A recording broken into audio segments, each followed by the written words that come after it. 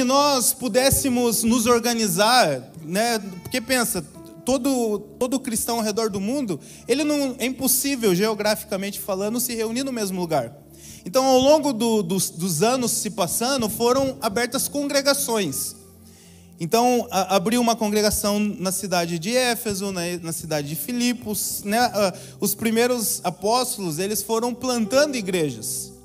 E imagina o seguinte, imagine lá no começo, onde tem igrejas plantadas nas cidades, e de repente eles começam a se reunir, e aí o pessoal começa a chegar no lugar de reunião de camelo. E precisava de alguém para estacionar os camelos, porque senão ficava os camelos tudo largado. Então alguém teve uma ideia de colocar um diácono para cuidar dos camelos lá fora. Então falou assim, você é o responsável para cuidar dos camelos. De repente as pessoas elas precisavam sentar, precisavam se organizar, e aí precisava de pessoas para organizar a parte interna do lugar de encontro. E aí você precisava de pessoas para receber essas visitas, aquelas pessoas que estavam chegando.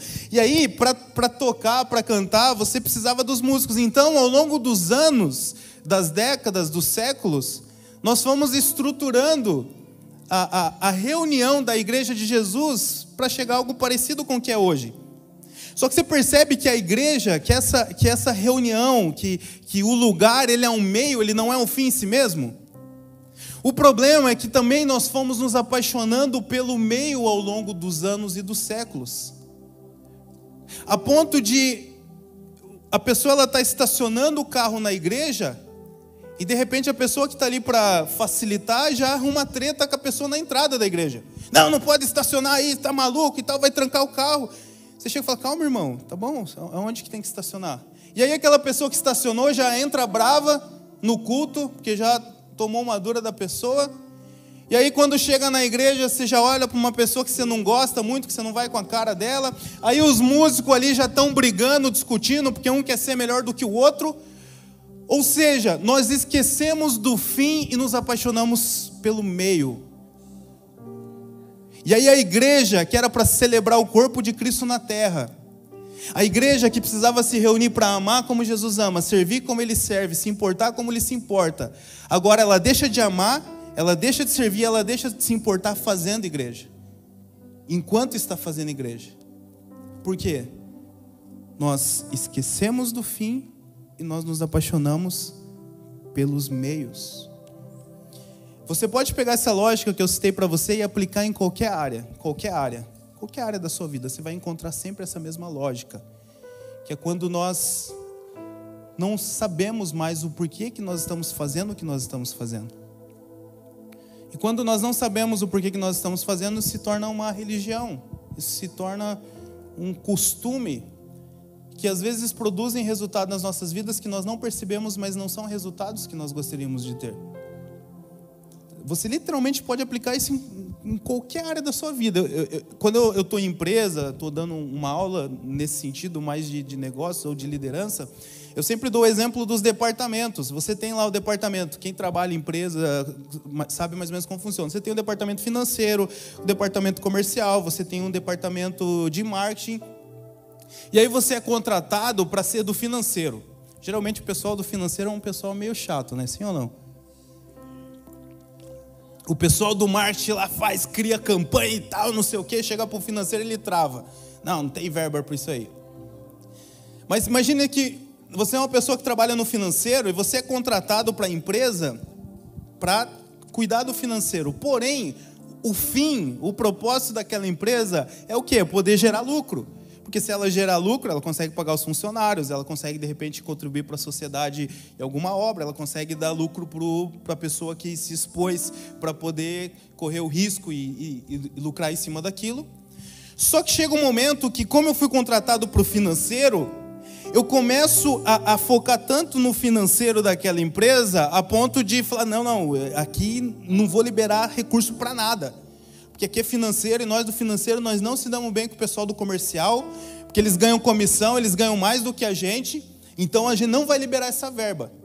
Só que a gente esqueceu que o financeiro da empresa, ele existe para a empresa, que o comercial existe para a empresa, que o marketing existe para a empresa, que aquilo ali são meios para um propósito final. E aí você começa a ver dentro das empresas departamentos que brigam entre si porque eles estão defendendo o meio e não o fim. Então acho que a lição que fica para nós, eu acho que é algo que Deus queria falar com a gente essa manhã. Não porque Deus não veio, né? Vou descer lá cortar o fio para eles aprenderem. Não, eu não creio nisso. Mas eu creio que circunstâncias, elas acontecem a todo momento na nossa vida. E se a gente não conseguir tirar a lição e discernir o que Deus está nos ensinando através delas, o sofrimento ele é em vão. Mas se a gente consegue pegar cada circunstância diversa na nossa vida e tentar extrair, mas o que Deus pode me ensinar com isso?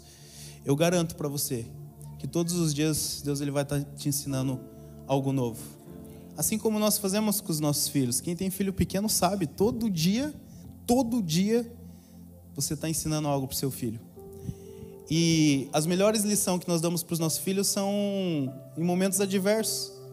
Às vezes ele está pulando, né, a Joy está pulando do sofá, e você fala, ela está até me olhando, ela sabe que eu estou falando dela ali. E você fala, e ela não entende. Mas aí quando acontece algo adverso, ela cai do sofá, ela se machuca, aí ela para prestar atenção na instrução que eu tenho para ela. Eu não empurrei ela do sofá, jamais farei isso. Da mesma forma como Deus, ele não te empurra para uma circunstância adversa. Deus, ele não te dá uma doença, ele não tira o seu emprego. Isso é mentira. Outra hora a gente pode conversar sobre isso e eu te provo biblicamente, mas isso aí é mentira. Agora a questão é que muitas vezes a gente só para ouvir aquilo que Deus está falando quando essas coisas acontecem. Então eu creio fortemente que esse episódio ele pode ter trazido, ele trouxe na verdade reflexões para mim e para a sua vida, que talvez só esse pedaço aqui da sessão ele já valeu a pena a sua presença aqui. Não perca o fim dos teus olhos. Não perca o fim daquilo que você está fazendo, daquilo que você crê. Sempre quando você estiver meio confuso, pergunte, mas qual que é o fim disso? Qual que é o fim? Para que isso existe? Por que eu participo de uma igreja? Por que eu não participo de uma igreja? Por que eu faço a ceia do Senhor? Por que eu não faço? Você pode ter certeza que todos os dias vai ter uma lição nova. Amém? Legal? Então, eu quero continuar a nossa sessão falando sobre o nosso tema dessa campanha chamado Puro. Então, nos primeiros 4, 5 domingos nós falamos sobre pureza. E agora eu quero avançar para uma ramificação da pureza, que é falar sobre intenções. Então, a partir de hoje e as nossas próximas sessões, nós estaremos falando sobre intenções e a gente compreender qual é a associação de pureza com intenções. Então, hoje vai ser a primeira mensagem nesse sentido e as próximas nós iremos falar assim também. Antes de mais nada, eu queria que você orasse comigo, algo que a gente tem aprendido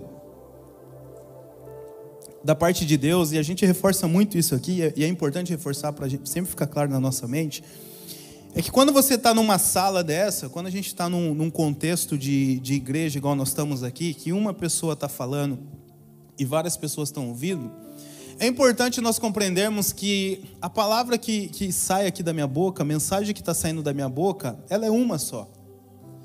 Só que vocês são vários e nós temos pessoas,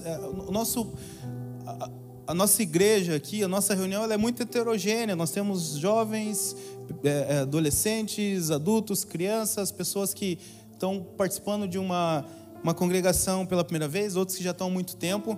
Então você concorda que é impossível eu falar algo que vai conseguir contemplar você na individualidade, porque cada um aqui tem a sua individualidade. Cada pessoa aqui, por trás de você, existe uma história, existe um universo, existe um mundo, existe um passado, um presente, um futuro. Tem coisas que aconteceu com você que só você sabe, tem coisas que poucas pessoas sabem, tem coisas que nem você sabe que aconteceu, mas Deus estava te cuidando e Ele sabe. Mas o interessante é que, ainda que aquilo que sai de mim é uma voz e uma mensagem, mas Deus, Ele é tão poderoso e tão maravilhoso que Ele tem a capacidade de falar para você coisas que eu não falei, mas que Ele, por estar nesse ambiente, Ele deseja falar para você, na sua individualidade, na pessoalidade pela qual Ele te conhece. E eu sei, gente, que isso é uma das coisas mais malucas e doidas de se entender na vida. É uma coisa que até hoje eu falo, Deus, é impossível ter uma noção do seu tamanho quando eu imagino que existem aproximadamente 8 bilhões de pessoas no mundo e o Senhor conhece todas elas. Eu não conheço nem todos os meus parentes, para você ter uma ideia. Tem parentes que eu nem me lembro, chega me chamando de primo, eu chamo de primo, mas eu não sei a árvore genealógica, onde que a gente se encontrou ali.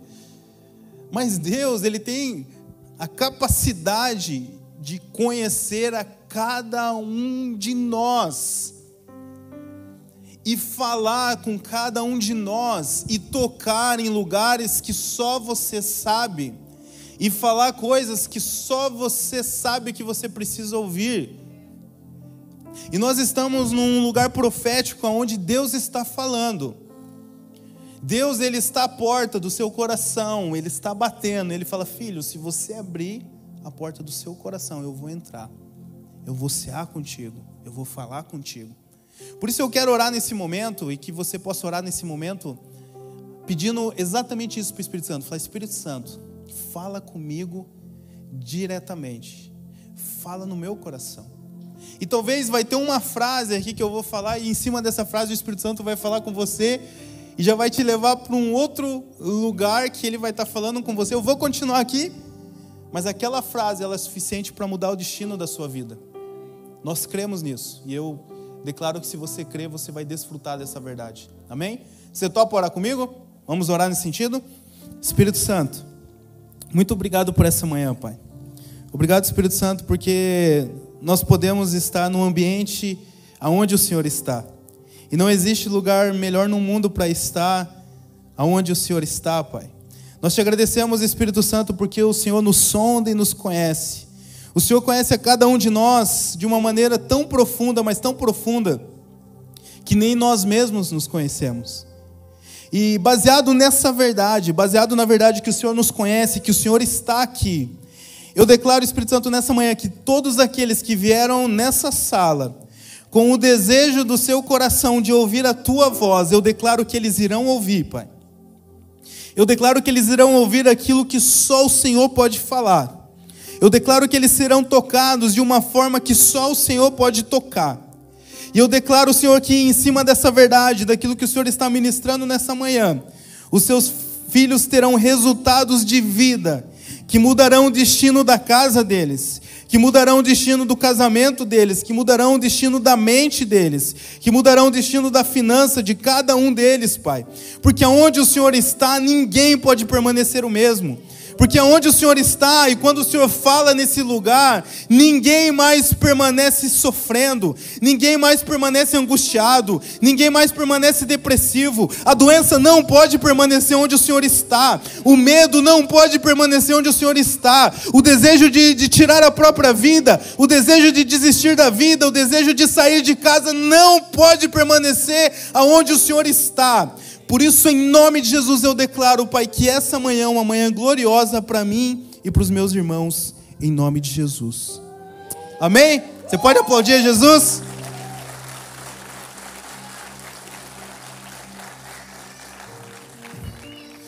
Uma das séries que eu mais gosto, que nós já fizemos aqui na Igreja do Cinema, séries de mensagem, é a série Upside Down. Eu não sei se a maioria de vocês estavam aqui, mas Upside Down, a ideia da série era a gente pegar conceitos que o mundo ele tem como comum e diz que funciona assim, e faz upside down, ou seja, coloca de cabeça para baixo para a gente entender como Deus enxerga aquela mesma situação, aquele mesmo assunto, aquela mesma coisa.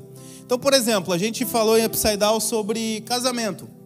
Quando você vai hoje para o senso comum, para o mundo, quando você fala que você vai casar, o pessoal fala, ixi, vai ficar preso, vai se amarrar, vai perder a liberdade, vai ser só coisa ruim. Aí você pega e fala, opa, tá todo mundo falando que é ruim? Então, upside down. Aí quando você vai para aquilo que Deus fala, Deus disse, deixará o homem pai e mãe, unirá sua mulher e serão uma só carne. E eu habitarei com eles, E assim como Cristo se relaciona com a igreja, o marido se relacionará com a sua esposa. E de repente você começa a perceber que aquilo que o mundo fala e que o senso comum fala é totalmente o contrário daquilo que Deus fala. O problema é que, para que nós possamos desfrutar daquilo que Deus disse que é bom, nós devemos tratar aquilo como Deus disse para a gente tratar. A questão é que a pessoa ela casou, mas quando a Bíblia diz, olha, vocês precisam amar um ao outro com amor ágape, não buscando o próprio interesse, não querendo só, vem para mim, faz do meu jeito, tem que ser assim, mas buscando o interesse do outro, se sacrificando pelo outro, dando a sua vida pelo outro se for necessário.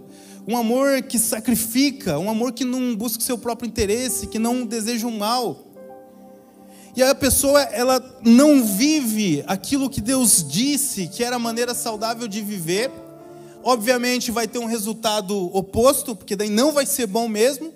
Porque se eu estou num relacionamento que eu só quero o bem para mim, que eu só quero que o outro mude, mas eu não quero mudar, que eu só quero que o outro me satisfaça, mas eu não quero satisfazer. Um casamento onde eu sou tão egoísta e tão egocêntrico a ponto de trair aquela pessoa, de mentir para ela, de ser desleal, eu estou vivendo totalmente fora daquilo que Deus disse que era o casamento. E aí, se eu estou vivendo fora daquilo que Deus disse, eu me frustro. E aí, se eu me frustro, eu acho que aquilo não funciona. E aí eu começo a falar para todo mundo que não funciona. E aí vira um pensamento comum que casamento não funciona.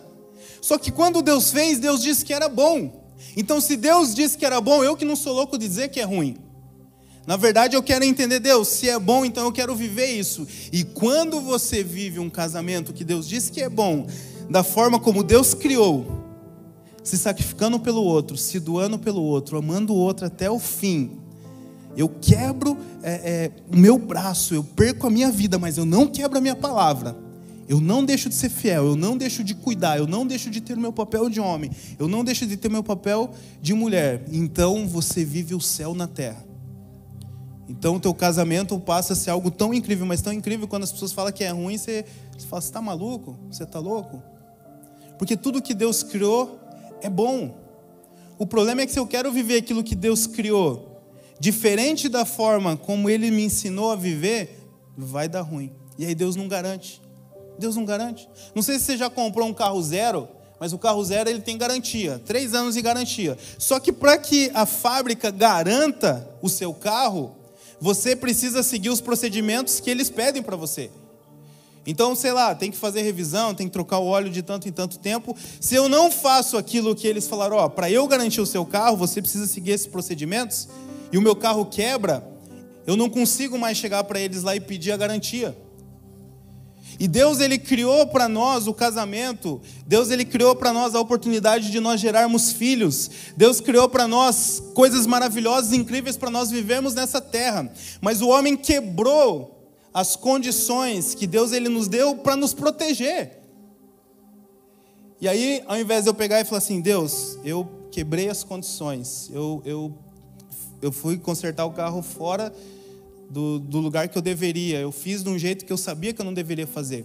Ao invés de nós chegarmos nesse lugar e nós entendermos que através de Jesus eu sou perdoado e Ele me devolve a garantia, a maioria das pessoas elas preferem dizer assim, não cara, esquece esse negócio de ter filho aí, filho dá muito trabalho, tira a sua liberdade, é melhor cachorro que incomoda menos, vive menos também. E aí a gente pega aquilo que Deus disse que era bom, ei, cresça, multiplique a terra, e nós dizemos que é ruim. Por quê? Porque alguém um dia abandonou uma criança. Porque alguém um dia abusou de uma criança. Porque alguém um dia bateu e machucou uma criança.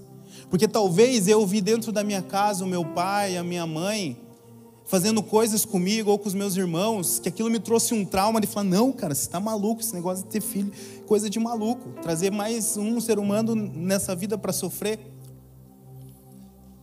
Mas não caia nessa. Não chame de ruim aquilo que Deus disse que é bom. O que nós precisamos é apenas voltar para Jesus e entender, tá, Jesus, então como que eu me torno um marido segundo o teu coração? Como que eu me torno uma esposa segundo o seu coração? Como que eu me torno um pai? Como que eu me torno uma mãe segundo o seu coração? Como que eu me torno um empresário segundo o seu coração? E aí você começa a perceber sua vida sendo ressignificada no propósito dela. Então, o Upside Down eu gosto muito porque a gente pega conceitos que são comuns e a gente inverte ele para entender o que Deus pensa a respeito daquilo. E um conceito que eu quero fazer Upside Down com você é sobre o conceito de intenção. Intenção.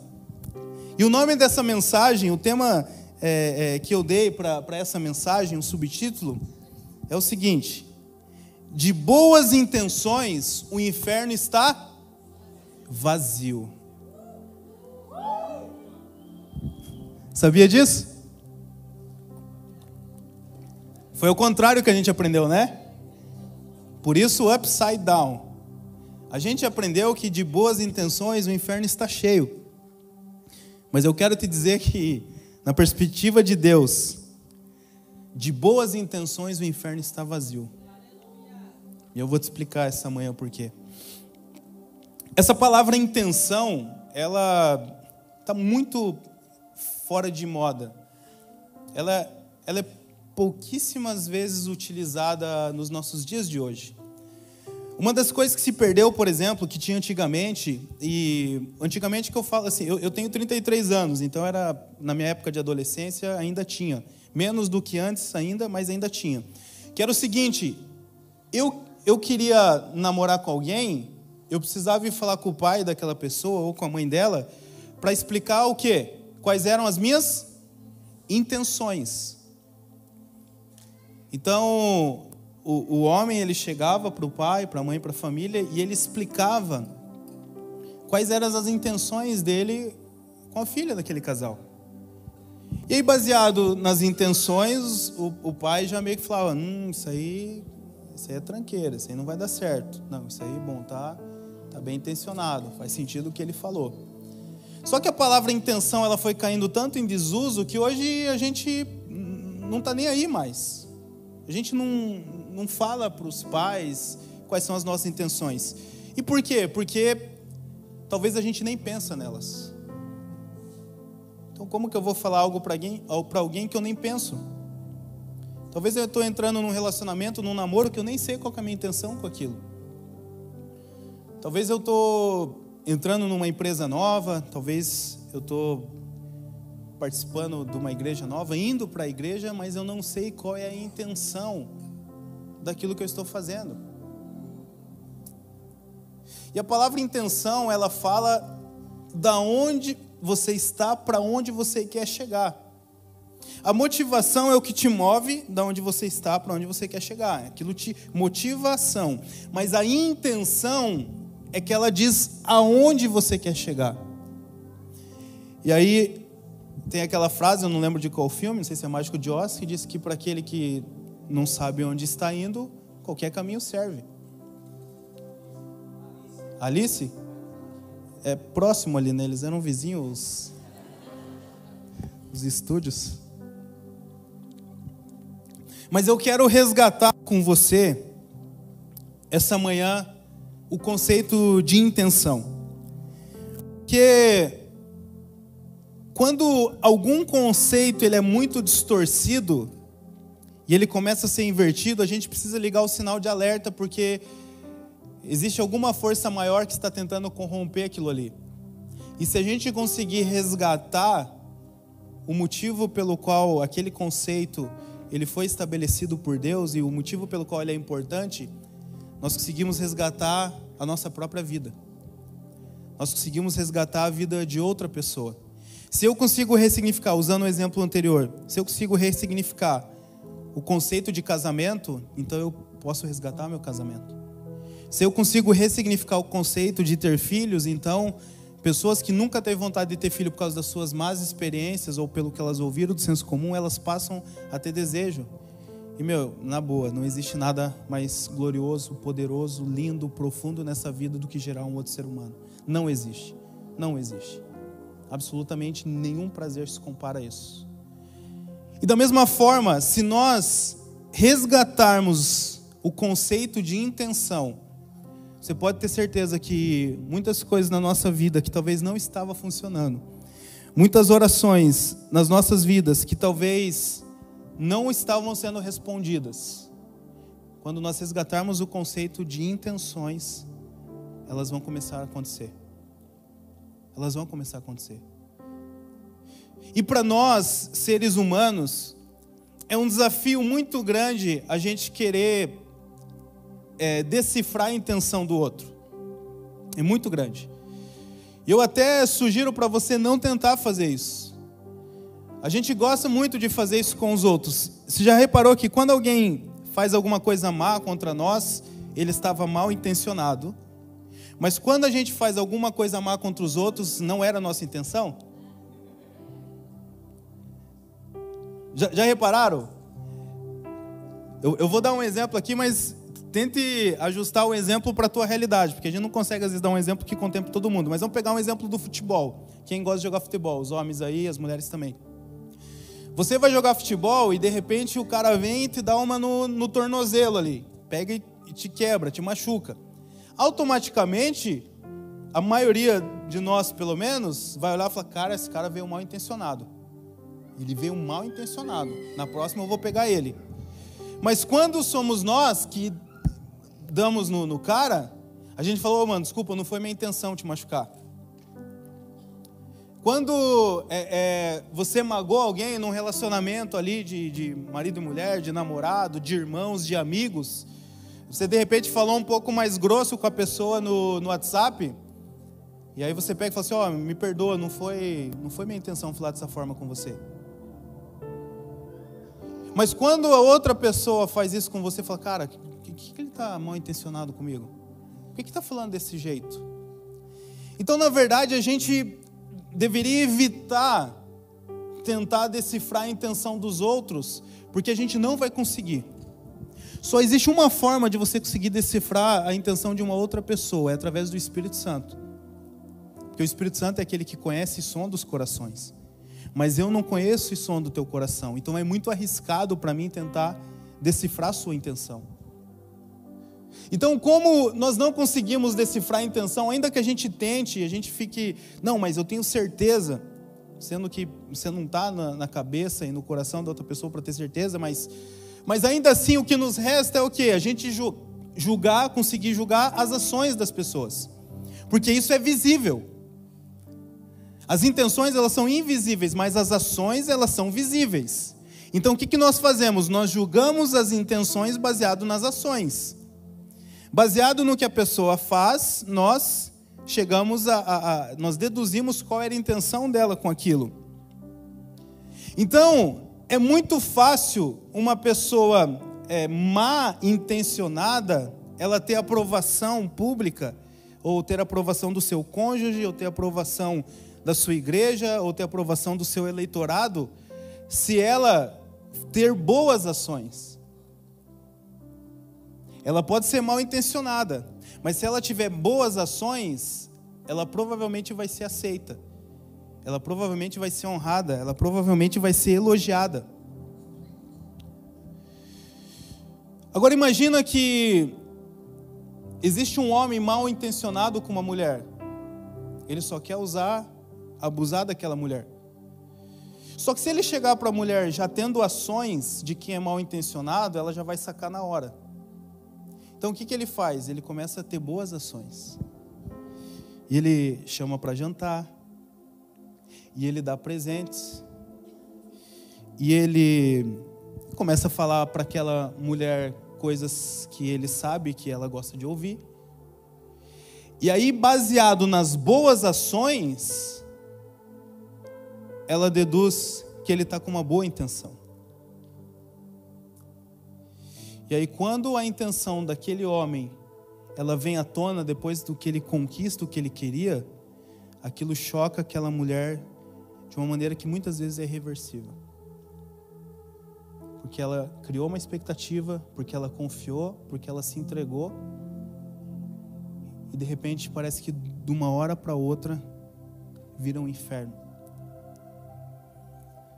Muitos dos abusos que acontecem com crianças, com adolescentes, são de pessoas com boas ações. São pessoas que são sempre solícitas: não, deixa que eu cuido, deixa que eu fico com ele. Mas a intenção daquela pessoa, se ela está maligna, por causa das suas boas ações, ela é aprovada pelas pessoas. E aí acontece o desastre. Por isso que eu digo que de boas intenções o inferno está vazio. E até na justiça, quando existe, o Alan está aqui, policial, não sei se tem algum advogado aqui, mas quando existe um processo judicial, o que são analisados? São analisados os fatos, são analisados os depoimentos. Para quê? Para que, baseado no que aconteceu, nos fatos, nas ações, chegue-se a uma conclusão. Se é culpado, se é inocente. Mas até na justiça, a intenção ela é levada em conta. Eles tentam adivinhar qual foi a intenção daquela pessoa. Será que foi culposo? Será que ele não tinha intenção de matar? Será que foi com dolo? Ele tinha a intenção de matar? Será que foi legítima defesa? Mas mesmo assim, você pode criar cenários e depoimentos, mas no fundo não tem como de fato saber a intenção daquela pessoa.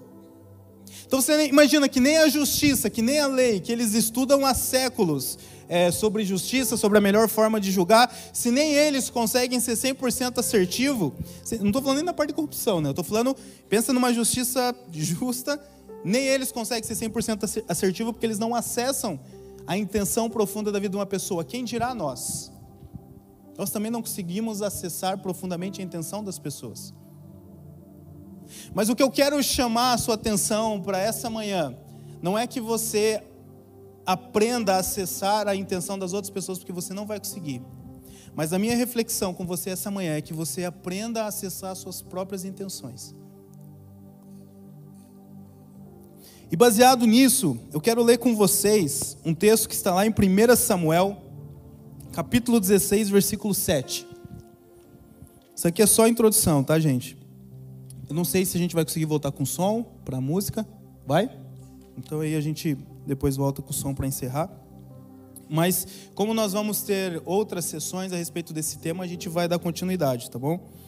1 Samuel, capítulo 16, versículo 7.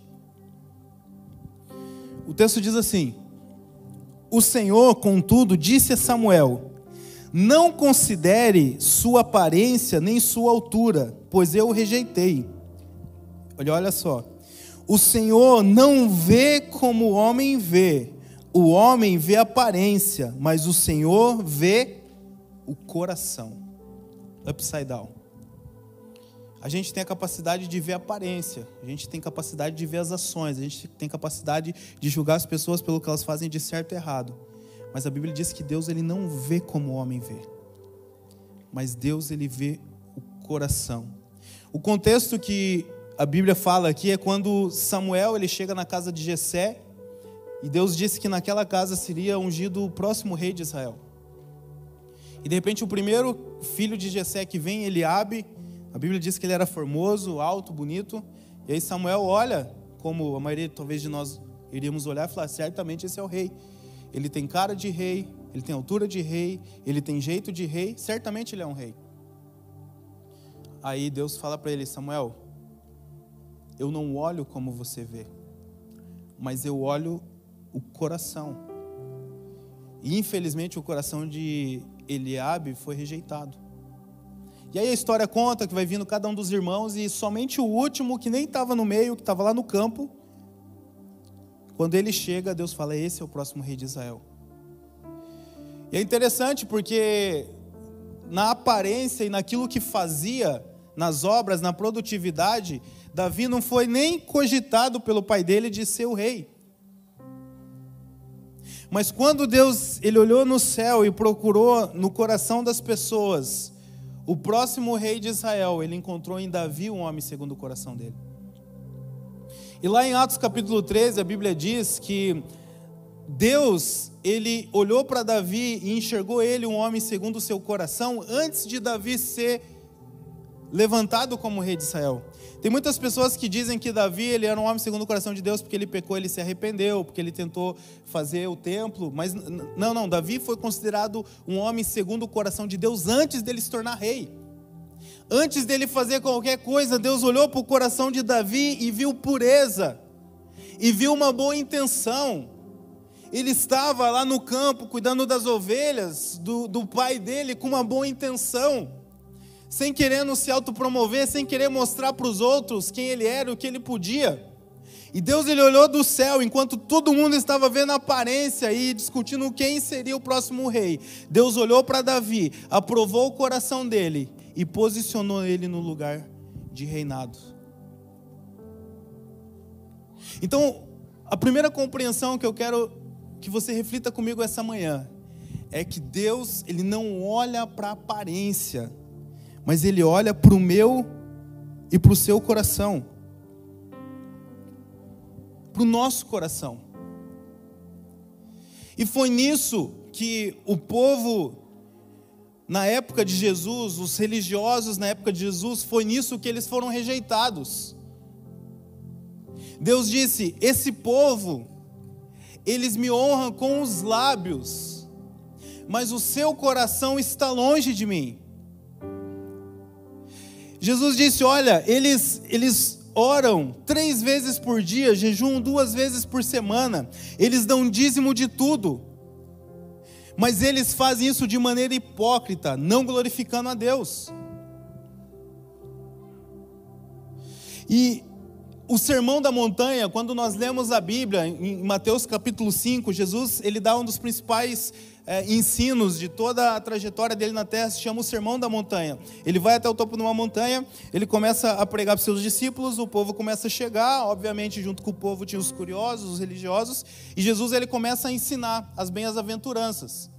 E chega num determinado momento das bem-aventuranças que Jesus, ele começa a ressignificar a lei, que era o padrão moral que os judeus seguiam.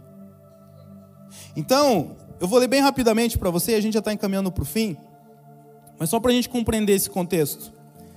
Mateus, capítulo 5, a partir do 17.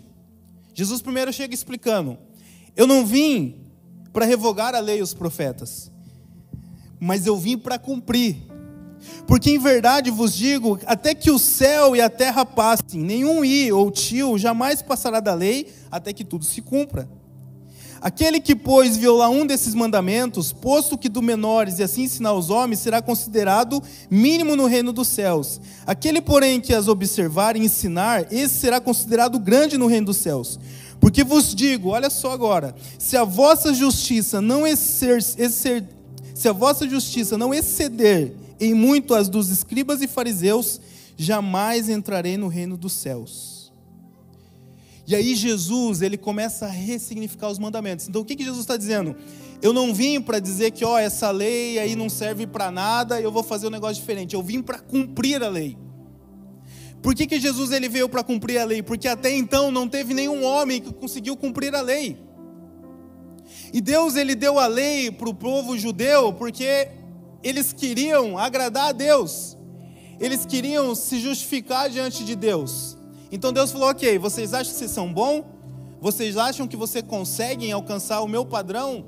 Então tá bom, eu vou te dar uma ajuda, eu vou te dar instruções, eu vou te dar uma série de leis. Se você só seguir aquelas leis ali, se você conseguir seguir a essência dessas leis, então você será considerado justo diante de mim. Porém, depois lá em Romanos, a gente vai ouvir a Bíblia dizendo que Deus, ele olhou do céu e ele não viu um justo sequer. Porque ninguém conseguiu cumprir a lei, mas Jesus veio e cumpriu a lei. Por isso, hoje, nós não precisamos mais andar na lei de Moisés, mas nós andamos, Romanos capítulo 8 diz, nós andamos na lei do Espírito e de vida em Cristo Jesus. Só que olha que interessante, então Jesus, ele começa a explicar para eles os artigos da lei, porque o que acontecia? Os religiosos, eles achavam que eles estavam cumprindo a lei, porque eles seguiam os mandamentos. Então eles batiam no peito e eles falavam: não, mas eu não mato, mas eu não adultero, mas eu não dou falso testemunho. E isso fazia com que eles se sentissem superior às demais pessoas. Isso fazia com que eles achassem que eles eram aprovados por Deus, porque eles não faziam essas coisas erradas. Mas deixa eu te falar uma coisa: não fazer o errado não significa que você está fazendo o que é certo. E a gente cai na justiça própria quando a gente fala, não, mas eu não faço nada de errado.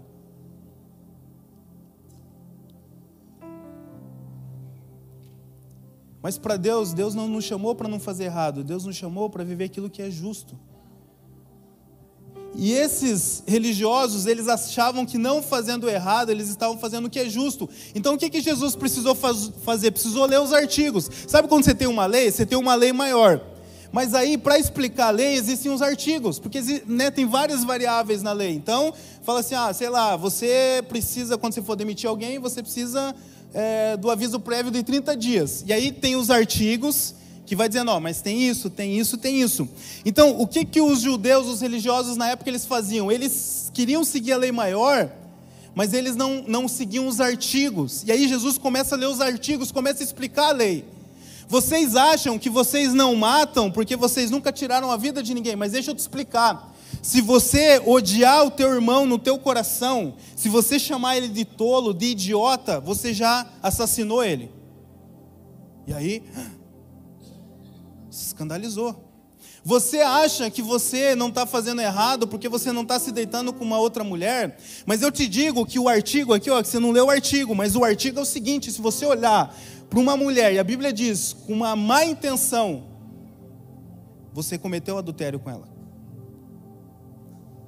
E aí Jesus, ele começa a explicar cada um daqueles pontos. Por quê? Porque aqueles homens, eles estavam glorificando a Deus com a sua boca, com a sua aparência, mas o seu coração, a sua intenção estava longe de Deus. E Deus não vê como o homem vê. Deus olha o coração. E quando as pessoas elas interpretam esse texto de Mateus capítulo 5, elas querem dizer o seguinte, Mateus capítulo 5, Jesus está dizendo que viver na graça, viver na nova aliança é muito mais difícil do que viver na lei. Essa é a compreensão comum. Mas na verdade Jesus não está dizendo que é mais difícil viver na nova aliança do que viver na lei. Jesus está dizendo que é impossível. Que é impossível. Então, às vezes a gente lê esses textos e fala assim, nossa cara, eu não posso mirar com ninguém. Nossa, eu não posso desejar isso. Nossa, eu não posso fazer aquilo. E aí, o não posso acaba potencializando aquilo que a gente não quer fazer. E por isso que Paulo fala em Romanos capítulo 7 que o mal que ele não quer fazer acaba fazendo. Porque a força do pecado é a própria lei. É o não fazer, não pode que potencializa. E a gente continua tentando ser aprovado baseado em não fazer o errado. E aí fica mais difícil, porque agora não é mais só não matar, é não matar, não odiar, não chamar de idiota. Mas o que eu quero te dizer é que não é que isso aqui é difícil, isso aqui é impossível. É impossível viver isso. Mas graças a Deus, que um dia Jesus disse, aquilo que é impossível ao homem, é possível para Deus. Por isso que é impossível eu viver essas coisas fora de Jesus. É impossível eu viver essas coisas sem o Espírito Santo dentro de mim. Por isso que Jesus, ele vem, e a Bíblia diz que ele é a nossa justiça. É ele quem nos justifica, é ele quem cumpre a lei, porque ele não tinha. Ele cumpriu a lei e os seus artigos profundamente. E ele diz, aquele que crê em mim, ainda que morra, viverá. Aquele que crê em mim, rios de vida fluirão dentro de si, porque eu estou te colocando no lugar de justiça, de santidade, porque eu venci, e porque eu venci, você é mais do que vencedor. Só que para que eu possa desfrutar da profundidade daquilo que Deus conquistou para mim através de Jesus, eu preciso ressignificar as minhas intenções. E a pior coisa que pode acontecer nas nossas vidas é fazermos as coisas certas com má intenção. É a pior coisa. Porque a gente se ilude, achando que está tudo bem. A pior coisa que tem é um cara que vem há 10, 15, 20, 30 anos na igreja, fazendo tudo certo, mas sempre mal intencionado. E aí daqui de dentro ele fica falando mal de quem está lá fora. Daqui de dentro ele fala, olha só, nós não somos como esses mundanos. Nós não somos como esses pecadores. Nós não somos como esse e aquele outro. E às vezes Deus está olhando no céu, um cara dentro de uma balada, dentro de uma boca de fumo, dentro de uma parada gay. Ele olha para aquele coração e fala assim, é esse coração que eu quero. Quando Jesus ele está prestes a morrer, e aquele homem olha para ele e fala: Jesus, esquece a besteira que esse outro cara está falando aí. Nós merecíamos estar aqui, mas o Senhor não merece. Jesus ele viu uma intenção ali. E uma intenção daquele homem, ao reconhecer Jesus como Senhor, cobriu todos os erros que ele cometeu a vida inteira. Porque Deus ele não olha como o homem olha. Deus ele olha o coração. Tá, Helder, mas você está dizendo então que basta só ser intencionado que está tudo bem? Então, com boa intenção eu posso errar à vontade, eu posso pecar à vontade? Não, não é isso que eu estou falando.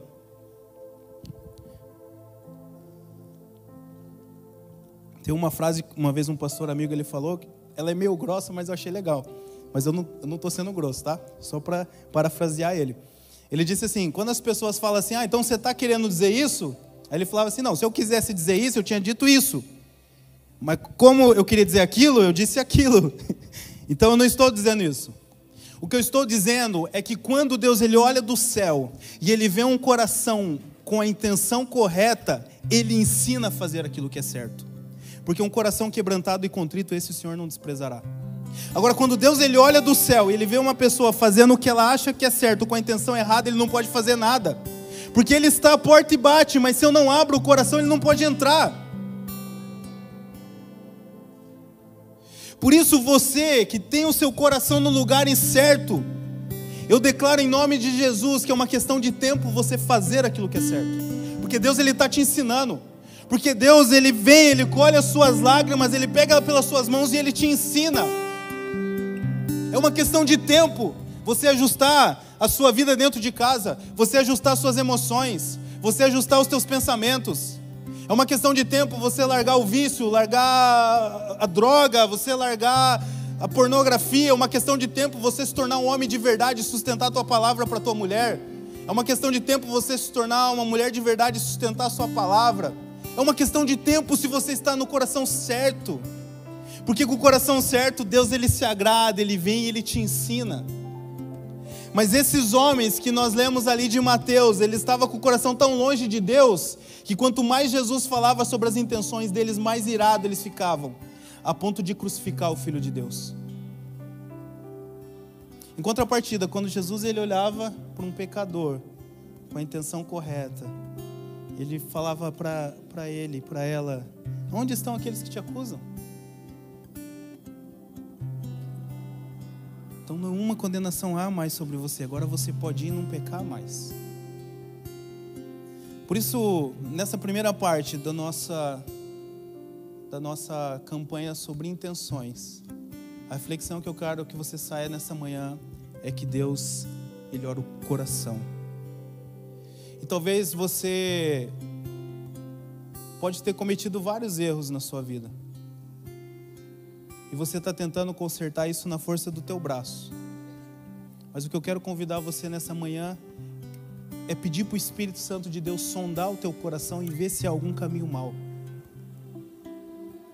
Existem intenções no nosso coração que a gente consegue descobrir elas refletindo, meditando, pensando.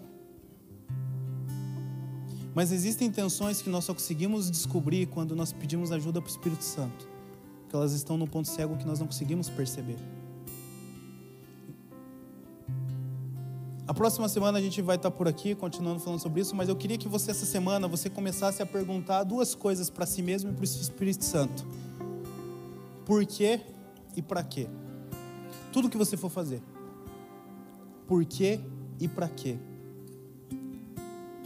Por que eu estou fazendo isso? No mesmo texto, depois se você quiser ir ler em casa, Jesus ele começa a falar sobre aqueles que gostam de dar, de ofertar. Sabe aquela pessoa generosa? É uma pessoa muito admirada, uma pessoa que todo mundo gosta. Nossa, aquela pessoa é generosa. Mas a pergunta é por quê e para quê? Porque uma generosidade que ela não tenha uma intenção de servir aquela pessoa ou agradar a Deus, Deus ele não recebe. Por isso que na continuação do texto, Mateus capítulo 5, Jesus fala sobre como dar esmola. Cara, se você está dando uma esmola, não espere ser reconhecido pelos outros. E muitas pessoas é generosa por causa do reconhecimento que ela recebe por ser generosa. Então o fim não é o outro, o fim é ela mesma. Se acabar a generosidade, ela pega e sai e fala assim: eu não vou mais fazer parte dessa igreja, ninguém me reconhece. Ah, eu não vou mais dar presente para o fulano, ele nunca me agradece. Ah, o que adianta? Começa a se questionar em tudo. Por que eu estou mandando essa mensagem para essa pessoa? Por que eu estou mandando mensagem para ela? O que eu quero com isso? Para quê? Por quê? Será que eu não estou defraudando? Será que eu não quero gerar algo nessa pessoa que eu não estou disposto a cumprir? Existe um outro ser humano do outro lado de lá que tem sentimentos, que tem pensamentos. Você não sabe o que outra pessoa sofreu para você ficar defraudando ela. Seja homem, sustente sua palavra. Não fale aquilo que você não vai fazer. Comece a perguntar o porquê que eu estou postando o que eu estou postando. O que eu quero mostrar com isso? Qual que é a minha intenção com isso? Comece a fazer esse exercício em todas as áreas da sua vida. E eu garanto para você que o Espírito Santo vai começar a te ajudar a ressignificar algumas intenções do teu coração. E quando você ressignifica a intenção do teu coração, agora ele vai começar a te ensinar a fazer o certo. Mas eu aprendi assim, meu pai me ensinou a ser assim, na escola eu aprendi assim, a ideologia que eu sigo é assim, aí quando Jesus ele olha e fala: filho, eu só te peço uma coisa, dá-me o teu coração. Porque se você me dá o seu coração, se você me dá as suas intenções, eu vou te ensinar o jeito certo de fazer. E aí tudo aquilo que eu disse que era bom lá no Éden, você vai desfrutar na terra. Amém? Posso orar com você mais uma vez? Espírito Santo de Deus, obrigado por essa manhã gloriosa. Obrigado por essa mensagem poderosa. Espírito Santo, obrigado por nos trazer discernimento para falar de um tema tão poderoso que até então estava em desuso, e porque estava em desuso, Senhor, nós estávamos nos corrompendo nas nossas intenções e agindo muitas vezes de maneira que não agrada o Senhor, mas que por parecer boas obras e por parecer ser aprovado pelos homens, nós estávamos satisfeitos com isso. Mas nessa manhã, Espírito Santo, nós dizemos que nós não estamos satisfeitos apenas de fazer aquilo que é aparente, mas o que nós queremos é nos satisfazer numa intenção que agrada o seu coração, Pai. Por isso, nessa manhã eu declaro, Espírito Santo, todo aquele que abriu o coração a Ti e pedir que o Senhor purifique as intenções, eu declaro essa verdade sobre a vida dos meus irmãos agora em nome de Jesus. Espírito Santo, visita o coração de cada um daquele que abrir o coração e a mente para Ti, Pai. Que nós venhamos parar de colocarmos num lugar de justiceiros e de acusadores, querendo dizer qual que é a intenção do outro e olhar para nós mesmos, Pai, e analisar as nossas próprias intenções. Que nós paramos de defraudar as pessoas, que nós paramos de mentir para as pessoas, para nós mesmos e para Ti, Pai. Que nós possamos, Senhor amado, ser aprovados primeiro no nosso coração. E eu declaro que a partir daí as boas obras que o Senhor preparou que nós andássemos nela, boas obras que se iniciam com a intenção correta, eu declaro que essas boas obras irão abundar no nosso meio, Pai. Eu declaro, Senhor, que essas boas obras irão abundar nas famílias aqui representadas, que essas boas obras irão abundar nas finanças aqui representadas. Eu declaro que essas boas obras irão abundar nessa cidade, Pai, através das intenções ajustadas e voltadas para Ti, Pai. Por isso, em nome de Jesus, eu declaro uma semana abençoada sobre a vida de cada um dos meus irmãos aqui. E que essa semana possa ser uma semana que nós ressignificamos as nossas intenções, para que aí sim o Senhor possa nos ensinar a viver a vida mais do que abundante, a viver a vida incrível que Jesus conquistou para nós naquela cruz. Amém? Obrigado. Fique com a banda agora.